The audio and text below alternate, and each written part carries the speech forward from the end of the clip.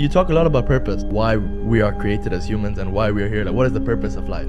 Why have we been given life? I think we're here to struggle and to learn. I don't think we're here to be happy. That's why when we keep going back to the happy argument, I've always found that kind of frustrating and annoying. Yeah. When someone goes, oh, but I want to be happy. Why? Why do you want to sit there and laugh like you were happy your entire childhood? That's your happy days. You're allowed to be happy as a kid. It's all over now, right? You're a man. You have responsibilities. I think we're here to do important things, and important things are going to be difficult, and they're going to be hard, and you're going to get frustrated. But that's what gives you purpose. I think we're here to struggle. I think we're here to endure pain. Yeah. I think we're here to just see how hard we are to kill. I think that going through terrible things and living through them and coming out the other side is one of the most fantastic things about being human. I think that it's almost like once you understand what life is really about, there's no emotion which isn't enjoyable. The only emotional state which can be seen as detrimental is feeling nothing at all. But if you're sitting at home and you're feeling truly heartbroken, at least you're feeling something, right? And I think that's the whole part of being human. I think we're here to struggle. I think we're here to go through pain. I wake up each day and go, what can I attack? What problem can I solve? And look at history. Why did Genghis Khan wake up and want to conquer the whole world? Why did Napoleon conquer the world? Why did Alexander the Great conquer the world? You just wake up and just say, give me this, give me that. I want all of it. Yeah. There's an army there. They're really big. We're better. It's intrinsic. You need to go and conquer. That's the purpose of life. Do you believe that God created us? So why did God create us to struggle? Because if you don't struggle, you don't learn. God created us to learn and understand ourselves and understand other people and understand the world. And what did I say earlier? I said that you don't learn a lesson without pain. So you have to struggle to learn anything. There's only two ways to learn things, the hard way or the harder way. If you're smart, you can learn the hard way. But in my experience, 99% of the planet only learn the hardest possible way. If you want to feel happy inside of yourself, and you want to feel content, and you want to feel stable inside of yourself, you need to live true to God. And I'm not saying you can't drink a little bit of alcohol or not party or not have a little bit of fun, but you have to be a good person.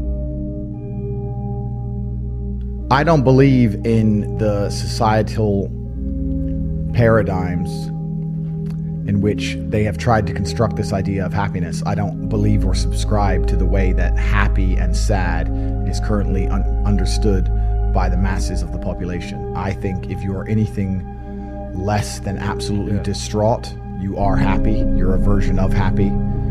It's like saying gray is a version of black, right? No matter how light the gray is, you can still call it a version of black. And unless you've gone through an event, which hopefully doesn't happen too often, like the passing of a family member or something that's truly destructive and detrimental to your mindset, besides these events, which hopefully only happen a few times in your life, you should be happy. If you're not crying or paralyzed in silence due to the absolute magnitude of a detrimental circumstance or the absolute magnitude of a negative event, then you are a version of happy. So I am always happy is the short answer. I don't believe in not being happy. I don't believe in not saying to myself I'm happy. I'm always a version of happy.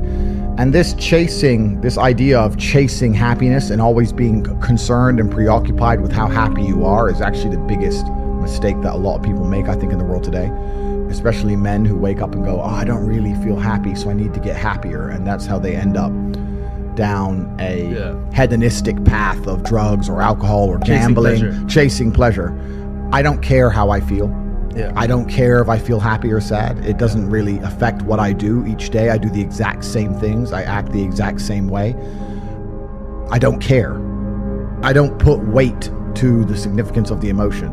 So I always consider myself a happy person, but if I woke up and I was slightly less happy one day than another, it wouldn't affect anything I do and I wouldn't put any relevance to it. I'm human and that's life. So yeah, am I any happier now that I have hundreds of millions of dollars than before I was broke? Not really, but I was never unhappy. I'm the same state that I was then that I am now. I have work to do and I will do it. It's as simple as that. Well, also, there's no light without dark, and there's no joy without pain. You can't have a rainbow without a little rain. No matter how hard you chase pleasure and happiness, there's going to be dips and troughs in between. There's going to be come downs and downtrends, and you're going to have the juxtaposition between that time you were laughing your head off and acting giddish like a child, and the time that you feel depressed as such. And I think it's much better to just adopt a very disciplined, stoic mindset. I'm always the same base level of happy regardless. If I lost all of my money today, I would be the same happy. If my net worth quadrupled, I'd be the same happiness. But as long as I'm alive and the people I care about and love are alive, and as long as I get as long as God gives me the honor of doing my duties and providing for the people I care about, as long as I get to wake up and know that there's a whole bunch of people in the world who need me and I get to work hard to please them and do good for society and good for the world, then I'm a vessel of God, and I'm happy enough to survive. That's all I look at it as. I don't ever consider how do I feel. That doesn't cross my mind. I have things to do. I'm too busy. I have things to do every single day. I have very important things to do, and how I feel really is not going to affect how I complete those tasks.